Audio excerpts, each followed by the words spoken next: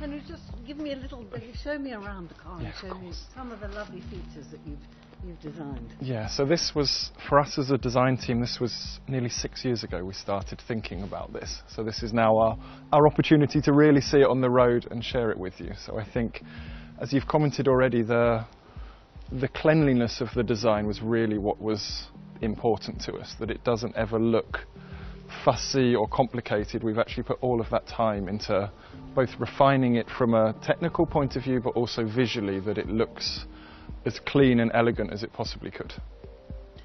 And this beautiful, I mean, the simplicity of the smoothness of the lines, looks for me easy, but for you, tell me about that. Exactly. So if you imagine the roof of a car, actually it's made by joining the side of the car to the roof, and actually the reason you have no disruption to it, the reason you can read that fluidity from the bottom here all the way over the roof, all the way continuing to the back and actually beyond the rear lamp, is because when this car is made, it's taking 4 people working simultaneously to weld the roof to the sides. And actually they've hand finished that, which is why here you can no longer read any seam at all. I mean, there's nothing, is there? There's no. Absolutely nothing. There's no hint of it at all. And as a designer, that means these very, very long lines that flow through, there's no disruption to it. And that's what we really wanted, that you can run your eye over the car with no distraction at all. So tell me, these 4 people, explain a little bit about how that actually works. Well, because this car is made of aluminium, when they're welding the car together, you have to be incredibly careful of how the heat is flowing through the material.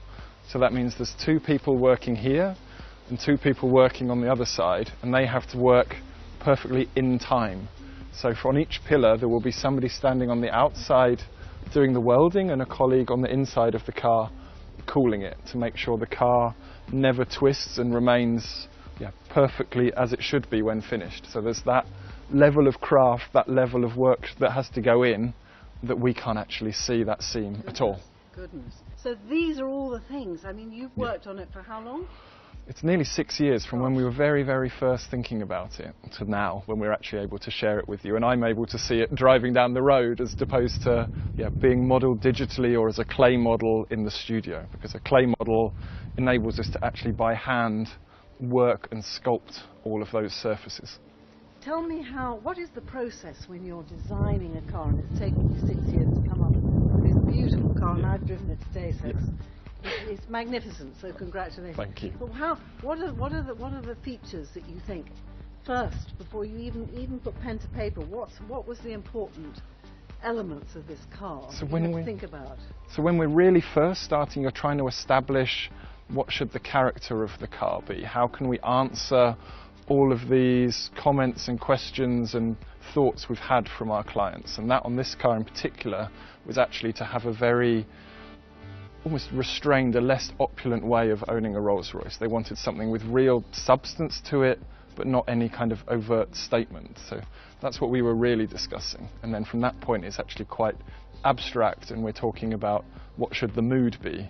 And then what was really great working on Ghost here is this Ghost is now on the aluminium architecture, and that means actually we had the freedom to make the car wider, to make the car longer, and actually to work on these really big gestures. And that's why actually the line work and the detail can be so reduced, because actually the overall proportion, like designing a building or a yacht, was actually where we started. And interesting you say about designing a yacht. I mean, the freedom and the flow of a yacht that goes through the sea is what you've incorporated here. So we're always looking at that, sort of what can we look at as inspiration, and really architecture and yachts particularly for me resonates. And I was working on the exterior of it, and I think one yacht relating reference is actually quite clear to see. So if you imagine a modern super yacht with its vertical bow, you can almost imagine that here, that crisp vertical line, and then if you think how a hull gradually peels over more and more and more to reflect the ripples in the water, you see exactly the same here as it rolls over and over and over, gradually reflecting the cobbles here. But that's only possible because we're able to push all of the bodywork and the chassis to where it needs to be, and that's what gives the car, like the yacht, its sense of movement without any elaborate lines or elaborate decoration. It should just look, it should look effortless as well as drive effortless. Well, it clearly does drive effortless. It's beautiful. It's like, as I was saying earlier, it's like a Cinderella stepping into the I know. So I mean, it is, you know, it is that comfort and that all that style is all in one, Yeah. with the simplicity. So Yeah. you really have got that.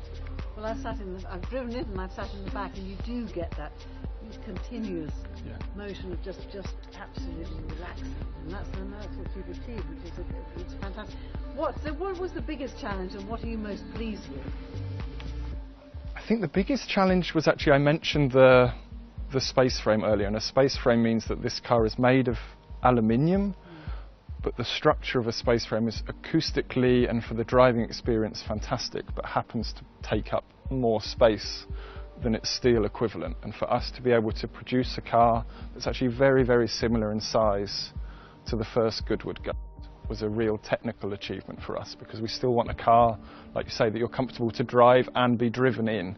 And that was really key, to get all of that technology in there, to have that big step change in a package that everyone can still really, really use in this seat or this one.